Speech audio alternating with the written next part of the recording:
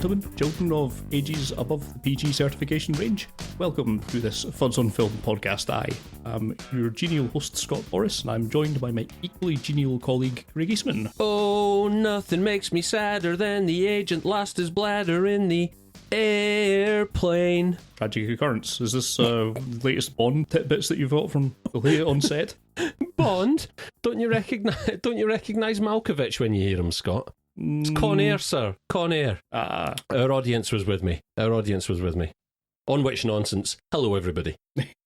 So we have another podcast for you of no fixed agenda. We're going to cover some of the stuff that we've caught up with in the cinema or on home release lately. So a whole bunch of stuff ranging from Ghostbusters all the way through to Star Trek, Midnight Special, Jason Bourne, Suicide Squad, Independence Day 2 and Finding Dory. So there's something there for all of the family apart from your uncle. Difficult man to please, that guy. Hey, Scott, I've got a question for you. Can women bust ghosts, or is it all about ethics in games journalism?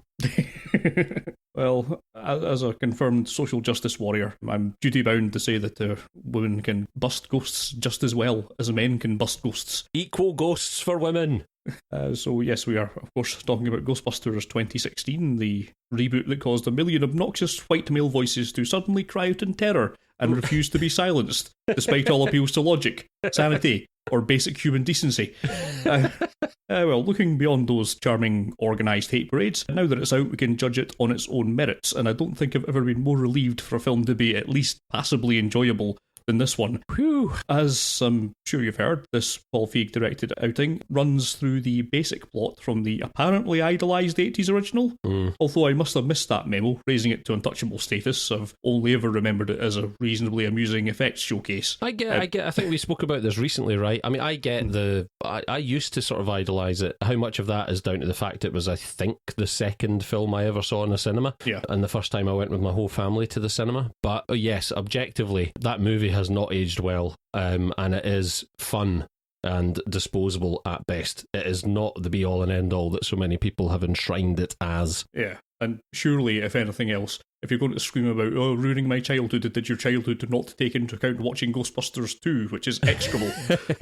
Thank you. I know so many people who like Ghostbusters 2, and it makes me feel like I'm taking crazy pills. That film is a goddamn dumpster fire. No redeeming qualities whatsoever. But anyway, to the matter at hand, here we have a respectable physicist, Erin Gilbert, Kristen Wiig's character. She's taking issue with her former research partner, Abby Yates, Melissa McCarthy, because she has reissued a book that they co-authored some time ago on the paranormal, which is ruining Erin's chances for her more serious career, tenure and her reputation. There's not a whole lot of time for recriminations about this, however, as along with engineer Gillian Holtzman, played by Kate McKinnon, they are called on to investigate what turns out to be an actual haunting in that. While this validation of their long-held beliefs gives them some cause for celebration, by the time subway attendant and soon-to-be fourth Ghostbuster Patty Tolan, played by Leslie Jones, calls them to investigate an actual ghost train, it's apparent that someone is creating and leaving gizmos that amplify the supernatural activities in key locations around New York. Oh. That someone being Rowan North. Oh, I thought you were going to say Derek Acora. No. He doesn't have the technological wherewithal to do anything like this. He would just stumble about with his strange accent going, oh, this ghost. Hey, I'm in visitation. Rowan North, played by Neil Casey, a hotel janitor with an aptitude for paraphysics and an apocalyptic mindset. Once the team figure out what's going on, they're able to stop Rowan's plan, or so it seems, but it turns out that when Rowan is struck down, he can become more powerful than he can possibly imagine, fulfilling his plans to open the portal between this world and the Nether Realm, and leading a spectral invasion, including the takeover of the Ghostbusters' beautiful but impossibly stupid secretary Chris, played by Chris Hemsworth.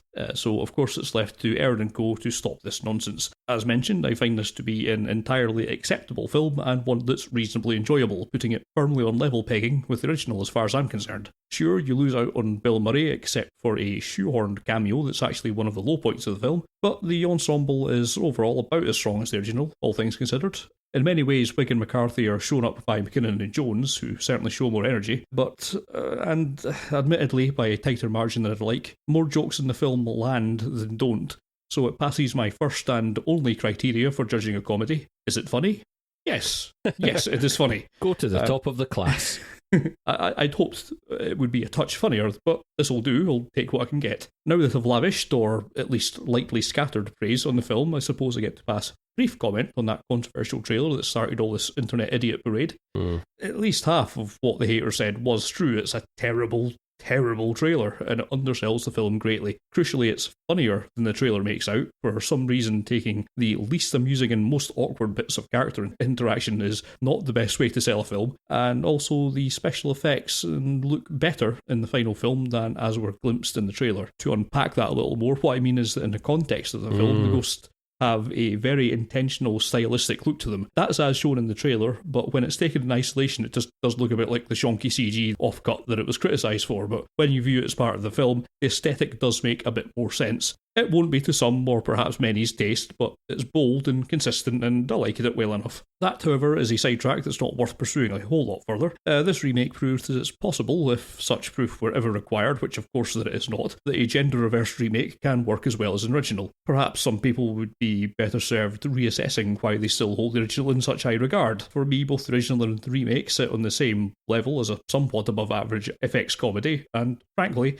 neither of them are as good as the real Ghostbusters cartoon, so maybe watch a few episodes of that instead. At any rate, Ghostbusters 2016 has defied expectations as a decent film, and frankly, in this blockbuster season, I'll take what small wins I can get. Can I just go on record as saying I am right behind this. I don't understand the pushback, and I am not going to patronise our female listenership with any kind of wet platitudes or anything, because there is not a woman in my life who requires my defence, Scott. Yeah. I would just like to say that as 51% of the population of the planet Earth, it's high time that women had better representation, and I think this is a bold and, from what it sounds like, possibly occasionally awkward step in the right direction, and I wholeheartedly look forward to the chance to catch up with Ghostbusters. And not just because, as we say, I'm latterly a little bit more reserved about how much praise I heap on the original, but just because it's the right thing to do, and I don't know what you have to have going on in your life to get that angry about a film being remade amongst all of the goddamn remakes that we have to tolerate in the last sort of decade or so, to make the focus of your ire that this be an all-female cast. I just don't understand. Financially, it is sound decision-making. Look at any number of movies, like the Twilight trilogy in particular being the obvious example, where female audiences have proven time and again, and I'm not saying that those are the highest quality movies, but films with budgets that are effects-driven, story-driven, in the case of Twilight, not particularly humorous, but designed to appeal, or certainly marketed towards a female audience, not exclusively, but primarily towards, can be incredibly financially successful. Almost as though half of a potential audience, or slightly more, might actually be women. Who knew? So, yeah, I'm really looking forward to it. I'm not the biggest fan of McCarthy and her comic stylings, but the others involved, I hear nothing but good things about the performances in this film. I've been reassured that, look, even if you're not a huge fan of McCarthy, look, if you could put up with her in Spy, which I could, then you'll find this entirely tolerable. Everybody that I know has been raving about Kate McKinnon. Yeah. And I'm just willing to take a punt on it without drawing any foregone conclusions, despite the fact that, yes, I too thought that was a shitty trailer.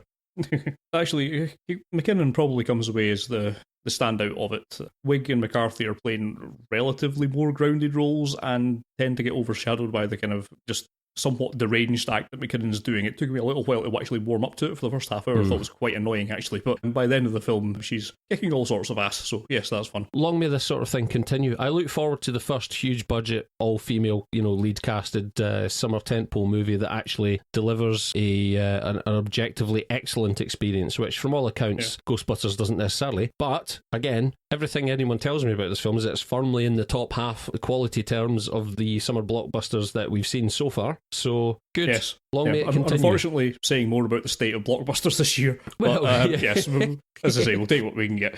Yeah, absolutely. No, fair play. Good on them. Good on them. And can we have more of that kind of thing, please? which, on which note we move. Suicide Squid. Yes, the Suicide Squid. So again, I think there was as much negative forward for...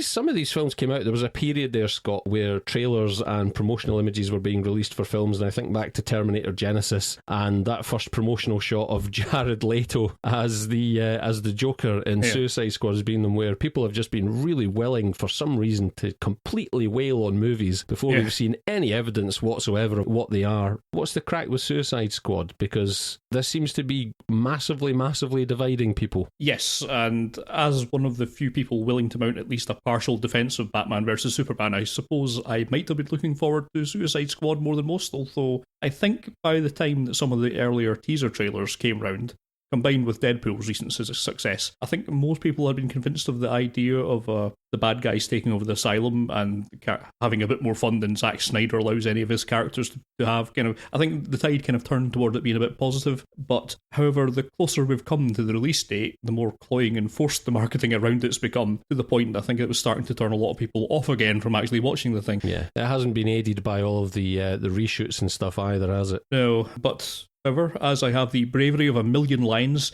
I nonetheless charged forth into the multiplex to bring you, dear listener, the truth. And the truth is, it's all right, I suppose. All hail me and my truth uncovering powers. Extra.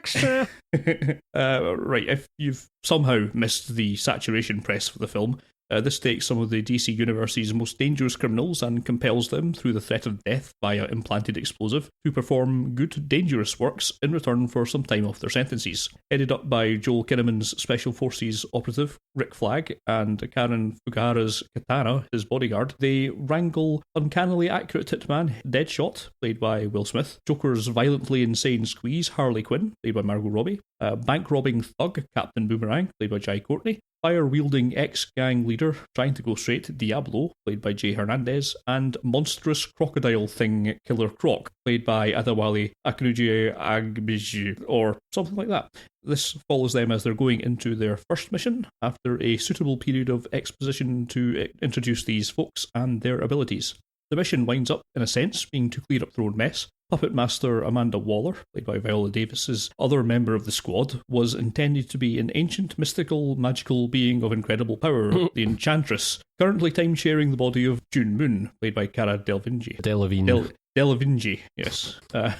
Awkwardly enough, this is Rick Flag's love interest. However, their method of controlling her is soon thwarted, allowing the Enchantress to release her equally powerful brother to start ripping apart downtown Midway City, so it's up to her dysfunctional team to somehow pull together and save the day. Now, the first hour or so had gone a long way to putting my misgivings to one side. There's a lot of energy to proceedings, and while the narrative structure for introducing the characters and their abilities is a bit direct, shall we say, it's quite effective. And the throwbacks to how they've been captured allows for a number of nice world-building cameos from the likes of The Flash, Batfleck, and notably Jared Leto's aforementioned Joker. Crucially, the opening stretch has a great deal of fun that the trailer promised present. Then it abruptly vanishes and doesn't return, making for a very flat last half of the film. It turns from a vibrant, relatively light-hearted, given the context, romp, into a boring, dark, grindy slog. The main cannon fodder enemy thrown at the squad's way are identikit minions, unfortunate citizens turned into featureless, knobbly black annoyances that look abysmal and insanely repetitive. And sadly, Delevingne is just not really up to the task of convincing either as the film's ultimate evil or, come to think of it, the primary love interest either, leading to a finale that's really quite tough to care about. Which means we get to sing the same song that's afflicted so many films of late, comic book adaptations in particular. It's too long, there's too many characters. For so many of these films, I wish there was a director's cut that removed about half an hour rather than added it, and there's a much tighter 90-minute version of Suicide Squad in here that's a much more enjoyable film. At least Suicide Squad makes some nod to this by largely ignoring some of the characters. Jai Courtney gets a few comic relief lines in to good effect, but plot-wise, he and Killer Croc could be removed with little effect. Likewise, Leto's Joker, who's running a subplot to get Harley back that's not focused on enough to be a significant part of the main film, could ultimately also be removed without touching the main story at all. A word on the Joker, I'm not altogether down on Leto's portrayal, and There's potential for him to appear as a decent, interesting villain for Batman down the line, but his presence here is ultimately an extended cameo that doesn't impact the central narrative at all, and should really have been trimmed greatly, even if that would mean seeing less of his wonderful goon squad, including that guy in a panda suit for no particular reason. For the rest of the cast, Kinnaman's fine enough, although he's got much better chemistry with Will Smith than with Kara.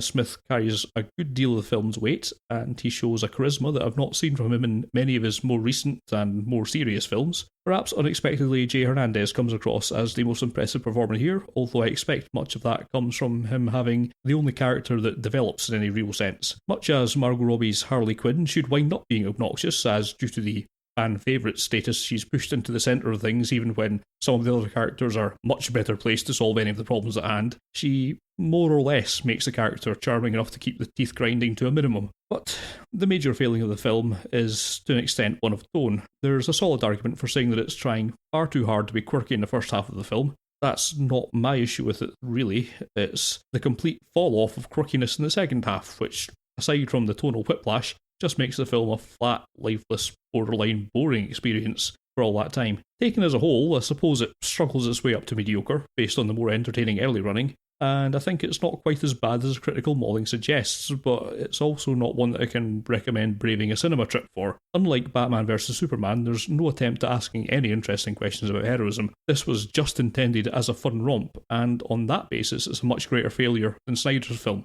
It's not horrible, but to be honest, I'd still be giving this one a miss if I were you. Yeah, I just can't help but feel that DC are desperately trying to keep pace with Marvel in everything they do cinematically, rather than just kind of doing their own thing.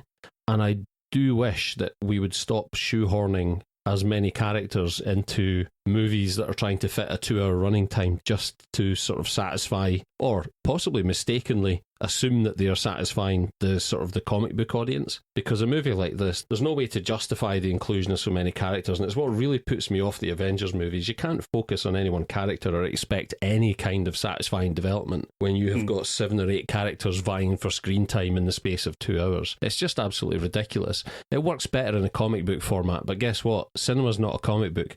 Make the same sort of concessions you have to make when adapting, novels. It's this really weird thing, and I just think, I haven't seen Suicide Squad, so I don't know, maybe I would love it. But I've no interest in watching it whatsoever on the evidence of the Marvel's Avengers stuff that I've seen so far. I'm not sold on that concept of the multi-character superhero ensemble movie, and I've seen nothing about this in the promotional material or the reviews that I've read so far to suggest that it's going to convince me any different. Yeah, it is at the point where I'm just wishing that someone at DC could lever this away from the influence of Zack Snyder, because I'm pretty sure it's really his influence that's coming through all these in the reshoots.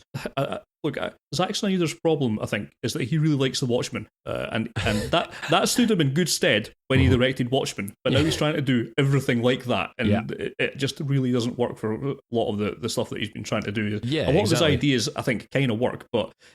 Because here's the news, the director's cut of Watchmen was long enough to actually support the characters, and I actually enjoyed it far more than my first viewing of the theatrical cut of Watchmen. I found it a much different viewing experience, but I just don't see that there's any way to shoehorn that much character into... I can't think of a single film that's managed it. It feels like they're caught up in this arms race, and they're almost entirely forgetting about an audience, or imagining that they're playing to an audience who probably don't actually exist, or if they do, would be in the huge minority, and the rest of us are sitting here thinking, just give us 3 or 4 of these characters and a much more satisfying experience. Or do you know what? Why isn't Harley Quinn a big enough character to support a movie of her own? Yeah, right, exactly. So yeah, there's surely potential there. So yeah, I won't be indulging in Suicide Squad anytime soon. I'm sure at some point I will catch up with it, but it's probably going to be when it starts doing the rounds on satellite or something. Yeah, I wouldn't put it very high up on your list.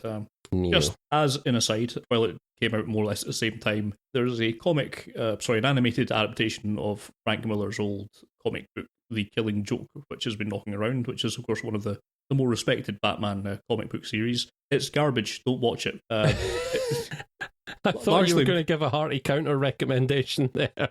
No. I mean, if you liked The Killing Joke, then you might give it a watch. They've added a bunch of Batgirl stuff that really doesn't really add anything, is not particularly good, is entirely superfluous. But the main problem that The Killing Joke has is that it's based off The Killing Joke, which might have been interesting back in the 90s, but it is dated very, very badly. And yeah, just should have been left back in the 90s. It's had certain elements of it sort of stolen by Nolan, and particularly The Dark Knight. And I think he's extracted the actual good bits of it, and what you're left with is just husk, and that's what's in the animated adaptation. It's nice to see, or at least hear, Troy was his face and Mark Hamill doing the voices of Batman and Joker again. But that's really the only positive I took from it. The rest of it, it's just not particularly good. So also give that one a body swerve. Just think of all the time I'm saving you. We thank you for your service, Scott. You'll be remembered. I suppose I will chat a bit about Midnight Special then, because on the evidence of box office, not a great deal of people saw it in the cinema, but it's now available, and I don't necessarily blame them, but we'll talk about that in a minute. But it's now available on demand, and piqued my interest enough that I thought I'd pick up with it. When it became recently available. The latest picture from director Jeff Nichols, who has built a loyal fan base with indie movie favourites such as Take Shelter and Mud. Here he reteams with Shelter's Michael Shannon for the tale of a father, Roy, who kidnaps his estranged son from a religious cult, the leader of which is the boy's adoptive father. The boy in question, Alton, played by Jaden Lieberer, as best I can interpret his name, is of interest to the cult as he possesses strange powers, and while these remain ill-defined throughout much of the movie, yes. they include decoding military satellite broadcasts, the information relays from which the cult use as the basis for an apocalyptic prophecy. Worst superpower ever. Yes, best superpower. Apart from perhaps pulling said satellites out of the atmosphere and crashing into petrol stations. I wasn't expecting that. There you go. If your sat-nav goes awry, then you know what's happened. As well as the duo of enforcers dispatched by the religious nutters to reclaim the boy at any cost, Alton and his father have incurred the displeasure of the FBI, and what with the government being not so enamoured of the notion that their secure data is somehow being ceded to the world by an 8 or 9 year old boy. Joining the road trip is Roy's childhood friend Lucas, Joel Edgerton, who has only recently rekindled his friendship with Shannon's character, but nonetheless is devoted to the cause of helping Alton and Roy evade the authorities while escorting the boy to a location where, apparently, the nature of his powers will be revealed. Midnight Special is a curious beast, at once individual and yet very much reminiscent of the kind of young adult adventure movies that we always protest they don't really make anymore. Having so far viewed none of Nichols' previous works, I cannot testify to how this, his first studio picture, relates in comparison of tone and style. But tone and style it certainly does have. Based solely on its director's reputation, I had expected Midnight Special to be densely plotted and thematically rich,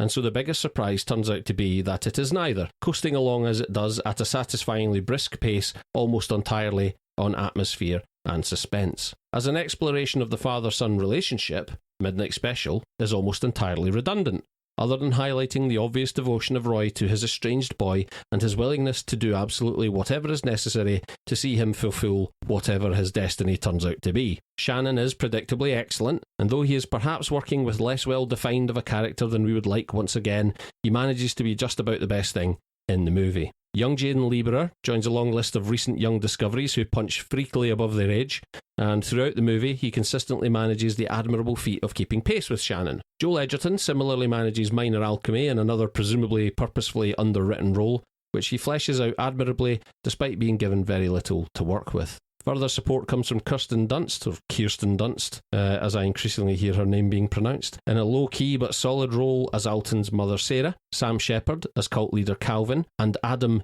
Emo Darth Driver as Sevier, the FBI contractor whose specialist field appears to be psychic pre-teens.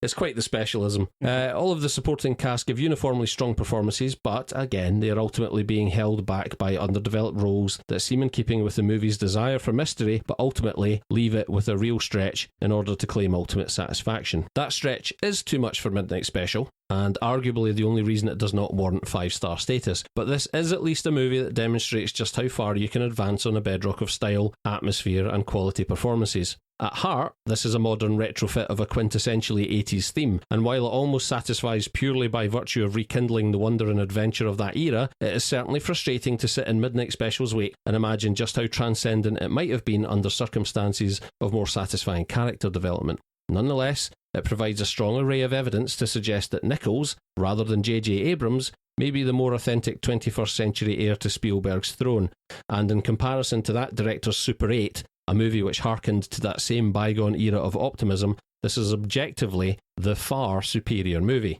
While I cannot rightly offer unreserved recommendation of Midnight Special, I would plead with you to watch it if, like me, you were initially interested but dissuaded by a piss-poor marketing campaign which effectively sunk the movie in theatres. There's enough here to warrant a punt from the comfort of your own sofa, and it certainly makes me want to check out Nichols' previous works, not to mention speculate as to what he might achieve with further studio backing and the narrative safety catch firmly off. I wasn't sure whether you would have caught up with Midnight Special, Scott, but what are your thoughts? Yeah, I caught up with it just last week, and, well, I'm not quite sure what to expect from this. I kind of been looking forward to it back when it came out in the cinemas, but then it vanished after a week, seemingly. Yeah. And it seemed to be getting pushed as an independent film sensibility take on a superhero origin story. And actually, it's certainly an indie film sensibility, but it's not on any story whatsoever, which really is the main problem with the film. There just isn't a narrative. We're following these people as things happen for no real rhyme or reason. It's partially a chase film, fine, but there's no real indication of what's going on with this kid's powers or where they came from or what they're doing. And the ending just kind of is befuddling when it gets there. Yeah. It just kind of is. It just kind of pulls a narrative device out of its plot hole and goes, yep, good enough, and stops. And there's no real explanation or anything about any element of the interesting parts of this film. And that's a real shame. I can see why it's going for that. Let's provoke questions and all that kind of thing. But you need to have some basis to actually work from and sort of do that kind of projection thing if you're hoping to get people talking about it. Because it's too easy just to go, well, nope, at the end of this film and just not think about it at all because you really have nothing to work with. I feel like you could almost get away with one or the other. You either have a really compelling story and you could almost get away with not focusing on the character relationships. Or if you want to leave the story purposely vague, that's almost admirable. Leave it open-ended, leave it as a water cooler discussion movie, but you have to develop that central father-son relationship and give those characters some sort of arc, which they just do not have. I'm still entirely unclear, having watched the film, as to how much foreknowledge of his son's powers Roy apparently had, because he seems determined to get him to this place throughout the course of the movie, despite proclaiming not to really know what's going to happen when he gets there, as though he has some sort of instinctive understanding of what his son is destined to be, if not quite the details of it. But I'm not entirely sure that it sounds daft when you're talking about a film where a kid is reading encrypted satellite messages and crashing satellites, but I didn't find the relationship that believable in terms of the motivation of Roy. I understand him wanting to get his son away from a religious cult, but jeopardising everyone's lives in evading the authorities seemed to me less believable, in that there was no indication that the authorities necessarily wanted to do anything other than help him. But then you start getting into all sorts of conspiracy rabbit holes that I'd rather not invoke. Yeah, it's just strange. It's really frustrating for me because I did really enjoy Midnight Special on a surface level, but of all the films of this ilk and whatnot, I really expected it to be more like based on Nichols' track record, which I haven't observed firsthand his previous movies, but enough people raved about them. But then curiously, I know enough people who have really taken this movie to their heart and think that it's just the best thing since sliced bread, and I'm kind of baffled to understand where they're coming from. Because it doesn't fully satisfy on any level, and it feels like with the slightest of tweaks, this might have been something really special. Yeah, I like the atmosphere. I like the characters from what they managed to do with very little. Just I can't get behind something that's so narratively bereft. Even things like the kid at points, he's getting sick, he's getting sicker. Oh, he's better. He's better. Why? Never mentioned Just again. Because, fair enough. Because he absorbed some grass. Yeah. Anyway. Sorry, it was more actually, he desiccated some grass. He's a murderer of grass. It's one of these films I kind of recommend somewhat half-heartedly. There's not really anything too much like it, and on certain levels it's doing things better than a lot of other films. But at the same time it's really tough to give it a full-throated shout it from the rooftops recommendation to go and see it. I would love if there were more blockbusters given this sort of sensibility, and we just kind of iterated on the formula a little bit to actually tidy it up and nail it down into something. But this just isn't quite it. It certainly does not deserve the evaporation from the cultural from culture that it's suffered. From the psyche, Yeah, it is a crime that something that is, in a number of respects, this good can bomb so heavily. And I think in that sense, it kind of deserves your support, but I'm kind of giving that more out of pity than I am out of respect. Yeah. So, I want to see more stuff like this made, but just made better. Yeah. Or more satisfyingly. I did still enjoy it a good deal, but there you go. And we roll forward onto Jason Bourne, right, Scott? Correct. Jason Bourne, the latest revisitation to franchise, and I suppose we really should start things off by saying in what high regard I hold the first film. It's probably the best spy, certainly the best sort of action-orientated spy film of the 2000s. Its only competitor, as far as I can think of off the top of my head, is Casino Royale, which stole everything from the first Jason Bourne film. Had a tremendously strong start to the franchise, but hard not to say that it's been a victim of diminishing returns. For a period there, they just seemed to be making the same film again, but with a slightly different name. And then, after a period of that, when Matt Damon decided to give a pass, they made the same film, but with a different actor, which was even more of a disaster. So I was open to revisiting it back with the classic cast. And, of course, Greengrass is back behind the director's chair as well. In this film, Julia Stiles' Nicky Parsons, an ex-CIA agent, tracks down Jason Bourne, Matt Damon, of course, who's currently scratching out a living off-grid in the bare-knuckle boxing circuit. We've all been there. We've all sunk that far. Apparently, there's people aren't satisfied with UFC anymore, so it's back to the old bare-knuckle pits. So she tells him of information pertaining to his past, at which point your deja vu meter may be clanking, and you may have to go and reset it, so I'll give you some time to do that. Turns out that it's concerning his father, and, of course, the creation of the Treadstone program, or Blackbriar, or whatever one it was. Whatever name the first film was about. Blackbeard, peg leg. But before Parsons can spill the beans, she's bumped off, leading to Bourne having to seek out the hacker that Parsons was working for. I like Julia Stiles. She did. Oh. Well, in this continuity at least. Yeah. While this hacker wants to take all of the information that Nicky Parsons had hacked public, Jason Bourne is not interested in doing so, which is ironic, as it's his disclosure of information in the previous films, apparently, I can't remember that part, but I've no reason to doubt it, that paints him as public enemy number one to CIA director Robert Dewey, played by Tommy Lee Jones. Wait, are they mistaking Jason Bourne for Edward Snowden or something here? I don't remember him particularly releasing any information either. He did, right? It says so. Okay. And yeah, it was news to me too, but I was like, okay, fine, whatever. Tommy Lee Jones as activated in Asset to deal with Bourne, this Asset being played by Vincent Cassel, and of course Asset being the code name for Hitman. That's pretty much your setup for Bourne being chased until a rogue subplot regarding a Facebook analogue headed by Aaron Kaluur, played by Riz Ahmed, threatens obliquely to reveal the access that the CIA have had to their users' information and to revoke that, creating a bigger problem for Dewey and his Asset to deal with. However, ambitious CIA operative Heather Lee, played by Alicia Vikander, sees this as an opportunity to gain a promotion by Dead Man's Boots and cuts a deal with Bourne to have him save Kaluur and, as a byproduct, take out the people obsessed with capturing or killing Bourne. So, that's the same film again then, but with an older cast, at least when you look at it from arm's length. Unfortunately, the magic's not really there this time.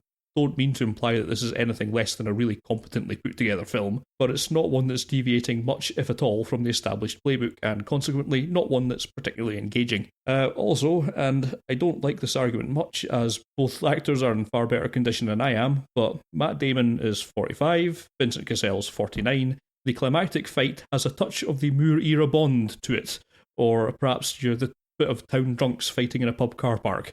It just doesn't have that dynamic and impactful fight sequences that the earlier films relied on so heavily, and that was perhaps the main draw of the first film, the kind of brutal fight scenes that it managed to put into a context that we've not really seen it before. And this is a pale shadow of its former self. Its attempt to reframe itself in the post-Snowden age, I suppose, had to be done, but it's led to some of the most idiotic computers or magic moments on camera yet. I'll take the CIA being able to take complete control of the German CCTV system on a whim, because CIA, why not, I suppose, they might be able to do that. But there's a scene in this film where what is a looks to be a circa 1998 dumb phone, like a Nokia 5110 kind of candy bar brick phone, is sitting on a table, and Heather Lee exclaims that she can use that phone to delete files on an unconnected laptop in the same room, one that's in no way connected to it, because of malware,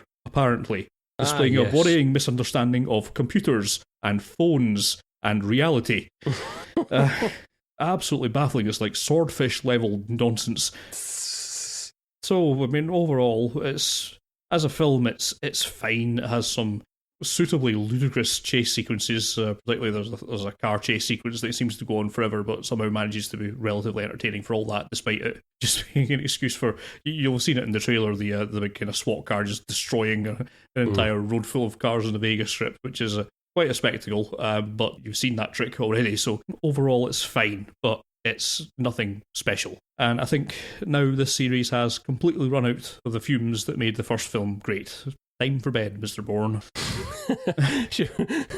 Shall we discuss something a little bit more down to earth then, Scott, and Independence Day resurgence? Yes, or Independence Day 2, the independencing. The independencing. Feels just like a little under 2 months since we last discussed Roland Emmerich's sci-fi destruction set piece Independence Day, because, well, it was. We talked about it in a recent Disaster Movies episode, and reviews would seem to indicate that this is a disaster in a far more conventional sense, but I figured I'd at least give it the benefit of the doubt, and I can't say it did a hell of a lot to repay my faith in it. But at the very least, it's not actively miserable. There's not a great deal of plot to pick over, as you might expect. Mankind's been doing its best to pull together in the last 20 years since the alien invasion and figure out some better weapon systems from the alien technology, knowing that another one is likely, and, well, here it is.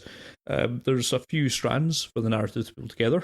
The current director of Earth Space Defence, Jeff Goldblum's David Levinson, sees the arrival of an alien artificial intelligence and is promptly overruled on how to handle it, the military just blowing it up, but not before it leaves a part of itself to help with the exposition in the final act. The flyboys doing the blowing up are largely headed by Dylan Hiller, played by Jesse T. Usher, who is the son of Will Smith's character from the original, and his estranged ex-buddy Jake Morrison, played by Liam Hemsworth.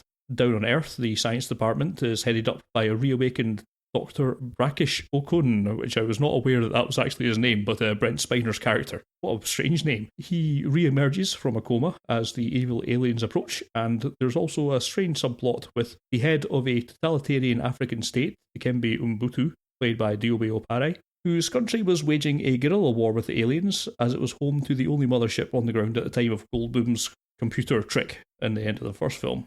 So, once this stupidly colossal alien ship appears, wrecks a ton of landmarks more or less arbitrarily, and starts digging a hole to the core of the planet to harvest it, because science, humanity launches another counterattack that flops, before hitting on a wheeze to use that there alien AI as a bait for a trap to lure the alien queen out into the open and take it out, which they theorise will have the same effect, just as crippling as an Apple PowerBook connecting to the alien's Wi-Fi and changing the router password or whatever it was that Goldblum did in the first film, which, as you might notice, in general terms, broadly the same plot as the first film, but without much of the charisma. And it turns out that that was the only thing holding that first film together.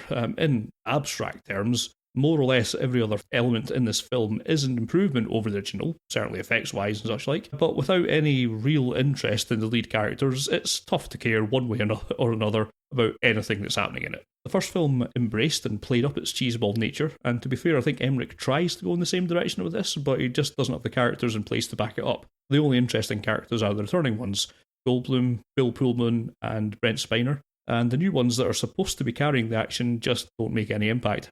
Shorn of this, it's just another CG showreel, and well, we've all seen enough of them, and while the effects work here is fine, it's not particularly noteworthy or worth going out of your way to see. Sure, this film is not great, but in a year where Gods of Egypt was unleashed upon an unsuspecting populace, it's hard to be too offended by this film. I wasn't expecting you to invoke Gods of Egypt again at any point soon.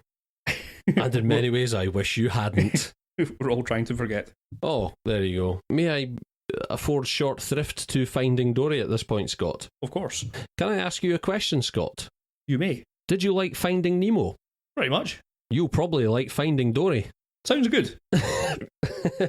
It's in a very Bourne-like fashion. We're dealing with the same film here, Scott. Now, full disclosure to everyone listening, I have not seen the entirety of Finding Dory. Having made this my first trip to the cinema with my almost 3-year-old daughter, she has been kind of halfway Dory obsessed since someone bought her a Dory sort of etch-a-sketch storybook combo thing a couple of months ago. So it seemed like it would probably be a fitting film to take her to, guaranteeing usually, as Pixar does, some sort of level of quality and entertainment that suits both younger children and also their adult accompaniments. Yes, there's no great surprises really here. Perhaps the biggest surprise is that co-director Andrew Stanton has gone on record to say that really he'd always wanted to do something further with Finding Nemo, but that he wanted to wait until the right story presented itself. And in the end, that story turns out to be exactly the same story as Finding Nemo, except this time with Dory transposed into that role, which is kind of revealed by the title Finding Dory. Events pick up about a year after, with a minor flashback to the introduction of Dory's character at the start of Finding Nemo. And now this time, Dory, the blue tang, has decided that she wants to set out across the ocean in search of her estranged parents, finding out along the way that they are, or rather that they previously occupied, and Dory herself was raised in, not a sea life centre, an aquatic institute. Which appears to be a sea life centre, but from what I gather, everybody involved at Pixar decided to change the name of it after Blackfish. Of all films, gave sea life centres a bad name for some reason. So this is just an aquatic institute that happens to be a massive theme park for families based around fish. There's probably very little point discussing the plot of Finding Dory any further. You will undoubtedly, especially if you've got children, but even if you don't, you will undoubtedly have seen Finding Nemo at some point. I was not entirely on board with the reverence in which that film is heard. I've always found it fun, but maybe not as entirely satisfying as others make it out to be. I don't think it's the ne plus ultra of Pixar's achievements that it's quite often cited as, but certainly I think very few people would argue that it's an enjoyable film. Finding Dory is quite literally the same film again, with events and characters transposed slightly. There is the return of the turtles, because everybody loved the turtles in the original, and they are here apparently to give Dory a lift just because everybody liked the turtles. Every other character has a similar analogue. This time we have the new character of Hank the Octopus, who is voiced by Al Bundy himself, Ed O'Neill, and who assists Dory in her search for her parents in the Institute. Now, it's going to be 3 months or so before I can finally catch up with Finding Dory on demand and find out what the hell happens in the last 20 minutes, and whether or not Dory does in fact find her parents. I would assume she does, but I may well be wrong. Certainly for the hour and 20 or so that I witnessed this, it was perfectly acceptable entertainment. It seemed to be making my daughter laugh in all the right places, including some that I assumed she might actually be a little bit at her tender age, and with her tender disposition, I thought she might actually be a little bit startled at some bits and a little bit frightened, but all of those bits were the bits that she laughed loudest at.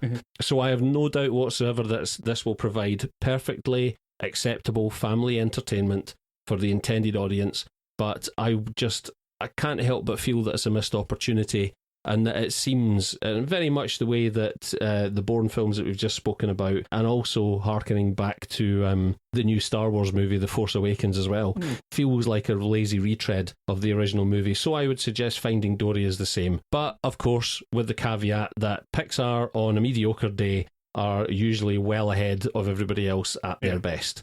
And therefore, yes, if you have children, there's probably no point in me saying anything because you will probably have seen Finding Dory already. Again, the box office certainly seems to suggest that you will have. I will assume that you had a good time. I found it perfectly acceptable, with very little not to recommend it other than the fact that there's a bit of fatigue there. But yes, it's fine. It's Pixar. It's beautiful to look at. It's entertaining. It's funny in mostly the right places.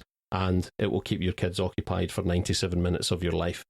And it's not Cars 2. It's not Cars 2. Something like Pixar now, I really understand that as a parent, I kind of get it now that it doesn't really matter whether or not you're looking forward to this film. You're going to have to watch it anyway. So again, my recommendation or otherwise is absolutely unnecessary for that portion of our audience. For everyone else, it's Pixar, so you're going to see it anyway. Yes, and you will form your own opinion rightly, but I would suspect you will probably be broadly on board with my view that it is absolutely competent and well machined but nonetheless perhaps not as satisfying as a more original story might have been. And I would suggest that Andrew Stanton and his team might have found, with that rich environment and those vibrant characters, there surely must have been any other number of stories that we could have pursued rather than what seems to be a startlingly obvious and I don't like to use the word lazy, but it does feel lazy retread of the original film. My only regret is you didn't make any Blue Tang Clan puns. Okay, I'll get working on those. I'll try and fit some into the next episode. Do you have any yourself, Scott? My only regret is I couldn't come up with any Blue Tang Clan puns.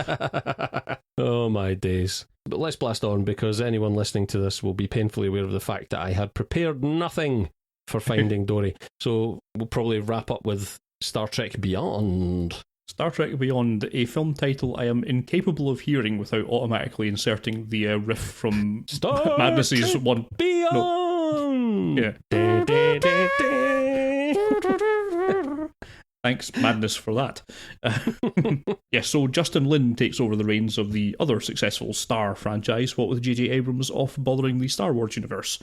Not, it must be said, an announcement that filled this podcast with confidence, as while Lin set the template for the Fast and Furiouses becoming the commercial juggernauts that they now are, he also started their slide towards the exceedingly ludicrous, admittedly from a starting point that wasn't all that far away from ludicrous anyway, so if nothing else, I was curious to see how he handles this.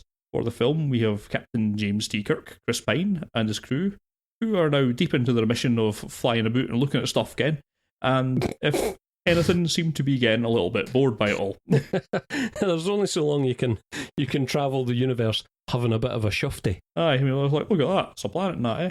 Oh, look, asteroids in that, eh? Oh, space anomalies, let's fly into it. Oh, I'm bored of that now.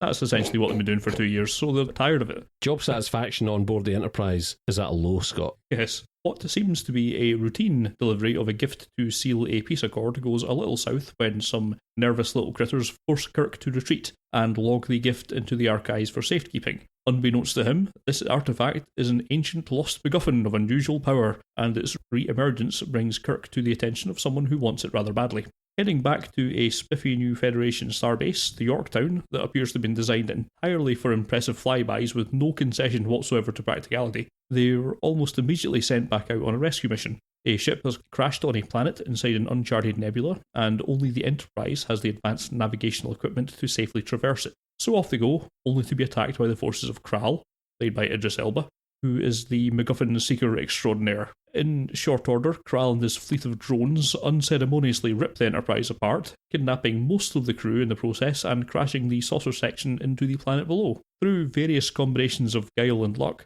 Zachary Quinto's Spock, Carl Urban's Dr. McCoy, Kirk and Anton Yelchin's Chekhov, and also Simon Pegg's Scotty, escape onto the surface, although they're strewn about the shop.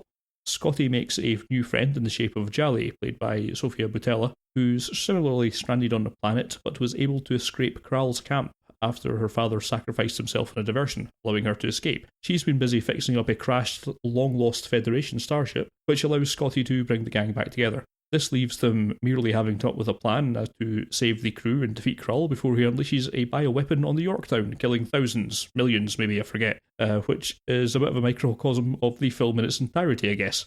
While it's probably closest in spirit, if little else, to Star Trek IV, the one where they go back in time and get a whale in that, in as much as it's completely disposable, lightweight, throwaway adventure, during which we learn pretty much nothing about anyone involved. If any characters were developed during this film, I must have been examining my popcorn at the time. I'm sure this may annoy a subset of people who take Star Trek altogether too seriously, which is to say in any way seriously at all, but it didn't bother this casual fan too much. If I were taking this seriously, there'd be a great deal to be annoyed about in Star Trek Beyond, and most of it's the script. There's a cursory attempt at an overarching theme of how the Federation's unity goes against the survival of the fittest, war being an engine for progress and all that sort of thing, but it's laughably underserved and is one of the weakest rationales for committing horrendous atrocities that I've heard in science fiction. But while the overarching vision is a little shaky, it's the smaller details that would surely be the most infuriating. I can't go into them in any detail without spoiling too much, but here's a couple of examples. There's a fully functioning motorbike on board their crashed, long-lost Federation starship. Of course there is. You can presumably immediately come up with a list of reasons why that's nonsensical, so perhaps it's best that there's just no justification for it presented whatsoever. There's also an audaciously stupid signal jamming moment that plays like a homage to Mars Attacks, and is in no way less credulity stretching. And also the final revelation on who Kral really is not only has no impact whatsoever, it also requires an ass full of mysterious future technology 11 to pretty much baffling effect to everyone in the audience. And, well, there's more to that, but I came here to praise Star Trek Beyond, not to bury it, because it is an honourable film. It's certainly flawed, and will be remembered, if it's remembered at all, as a very minor work in the Star Trek canon. It will, however, not be remembered as boring, or terrible, or boringly terrible, of which there is no shortage in the Star Trek film series.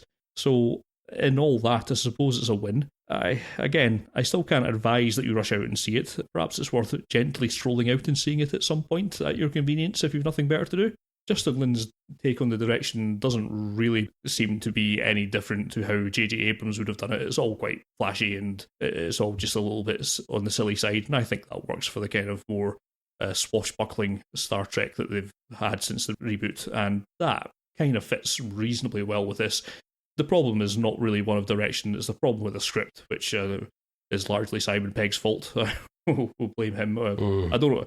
You say it's Simon Pegg's fault. I cringed when I found out how much input he had in the script. Yeah, and to be fair, you don't know how much influence either the directors or anyone else had, but it just doesn't have the bones of a particularly interesting villain, and it takes a few too many shortcuts in the way that it's setting itself up. It's not a particularly well done script, I don't think. It's serviceable and it's enjoyable and it has lots of nice little light-hearted touches, and that makes it kind of an easy film to watch if you're not sort of too invested in the whole Star Trek thing. Certainly, I watched it and was reasonably happy with all of it and came out thinking, yep, like that well enough, and I have not thought about it at all until I sat down to write some notes for this.